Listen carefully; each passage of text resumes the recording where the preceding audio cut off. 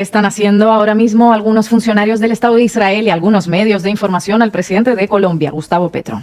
Terrorismo es matar a niños inocentes, sea en Colombia, sea en Palestina. Esto escribió Gustavo Petro en Twitter hace unos días, donde generó un auténtico torbellino. Ningún demócrata puede aceptar que Gaza sea convertida en un campo de concentración.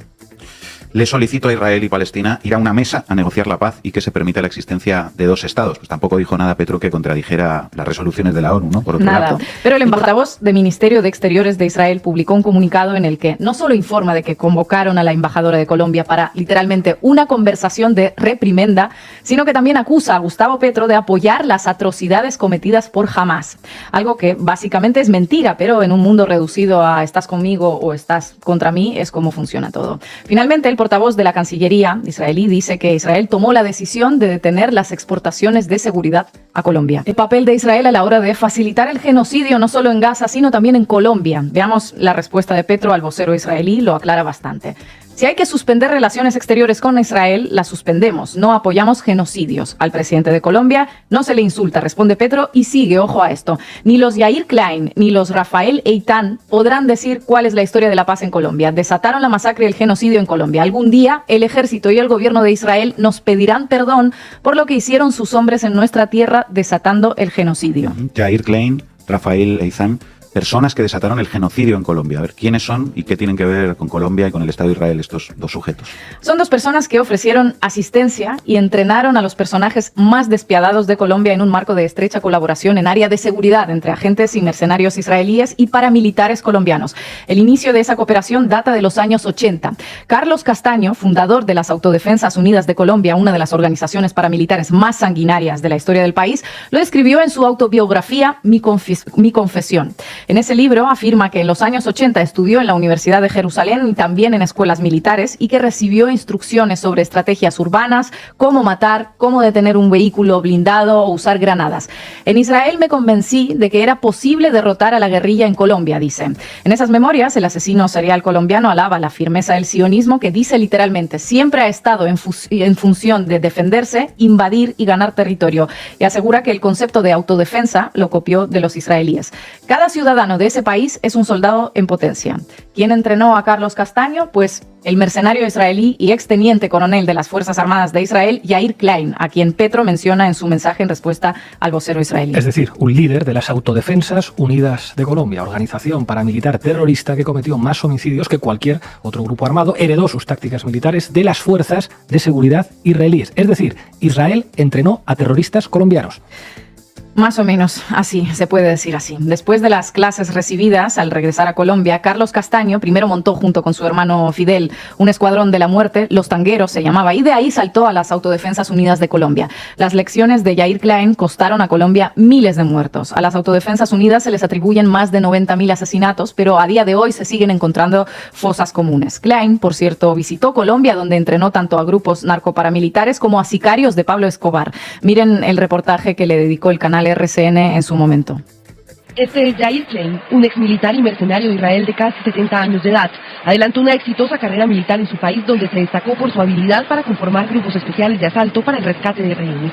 Quienes le han seguido los pasos durante los últimos 30 años aseguran que tras dejar el ejército de su país, creó una organización privada de mercenarios a través de la cual presuntamente distribuyó armas a diversos grupos armados irregulares en varios países del mundo. En Colombia, en la década de los 80 y 90, habría dado entrenamientos a las denominadas Autodefensas Unidas de Colombia. A finales de la década de los 90, el mundo conoció las primeras imágenes sobre el entrenamiento que Yair Klein habría entregado a grupos armados ilegales. Uno de ellos fue impartido en un campamento secreto, ubicado en la región del Magdalena Medio, en territorio colombiano. A plena luz del día, campesinos de la región liderados por cabecillas paramilitares recibieron instrucción en manejo de armas y constituyeron un incipiente grupo que con los años se convirtió en las llamadas Autodefensas Unidas de Colombia. Según declaró el jefe de investigaciones de la Fiscalía General de Colombia, Elías González, a la BBC, Klein fue el que le enseñó al cartel de Medellín a accionar bombas a control remoto. El propio Klein dijo en el año 2000 al diario israelí Maariv que estuvo en Colombia invitado por americanos, porque todo lo que Estados Unidos no puede hacer porque le es prohibido lo hace por medio de otros. Según el investigador estadounidense Jeremy Bigwood, es improbable que el entrenamiento de los paramilitares colombianos, que Castaño describe en su libro, se diera sin el permiso expreso de los altos cargos de las Fuerzas de Defensa de Israel. Y mientras Yair Klein enseñaba a asesinos colombianos a activar bombas por control remoto contra la insurgencia, otro ilustre personaje israelí asesoró a los altos mandos de Colombia sobre tácticas de contraterrorismo. Rafael Rafi Eitan, a quien Petro también menciona, es un miembro del Mossad conocido por capturar al criminal de guerra nazi Adolf Eichmann en Argentina. A finales de los años 80, Rafi Eitan fue contratado por el entonces presidente de Colombia, Virgilio Barco Vargas, sin que nunca se supiera exactamente para qué. Hace un par de años, el investigador y escritor Alberto Donadío reveló por primera vez que esa contratación se hizo para exterminar a la Unión Patriótica, el partido de izquierdas que a principios de los años 90 fue diezmado, un episodio que la Corte Interamericana de los Derechos Humanos reconoció como genocidio político. Bueno, pues según Donadío, el plan de ese genocidio fue ideado por Rafi Eitan. Ahora lo recuerdo, Asesinos a sueldo, cantaba Cortatu, un agente del Mossad que va a trabajar a Colombia de asesor secreto del presidente y le recomienda cepillarse a todos los miembros de un partido de izquierdas legalmente constituido para acabar así con la guerrilla. Decían, difícil de creer que lo hiciera por cuenta y riesgo. Por eso, dice Gustavo Petro, que el gobierno y el ejército de Israel algún día tendrán que pedir perdón a los colombianos.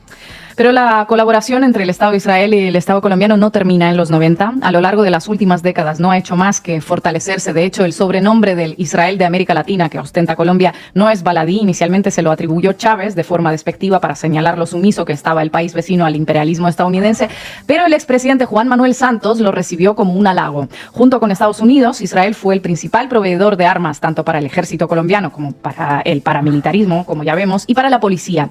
Los mercenarios de las empresas privadas israelíes han estado entrenando a miembros del ejército colombiano y se volvieron parte del paisaje hasta tal punto que Juan Manuel Santos apareció en una publicidad de la empresa militar israelí Global CST. ¿Les parece? Tremendo. Con Iván Duque, el personal militar israelí continuó capacitando a sus colegas colombianos en contraterrorismo. En aquellos años, los asesinatos de líderes sociales en Colombia batieron récords. Bueno, de hecho, la represión de manifestantes contra la reforma tributaria de Iván Duque fue letal en muchas ocasiones y se hizo precisamente con ese material de seguridad que ahora Israel decide dejar de suministrar. Rifles, drones, tecnologías de reconocimiento facial, vehículos blindados, todo eso que estamos viendo en funcionamiento contra Gaza ahora mismo. Y cuando Iván Duque reprimió violentamente las manifestaciones en 2021, no hubo una palabra de condena por parte de Estados Unidos ni de la comunidad internacional, al igual que ahora no lo hay en abundancia frente a los intensos bombardeos de Gaza, salvando todas las descomunales distancias entre las dos represiones.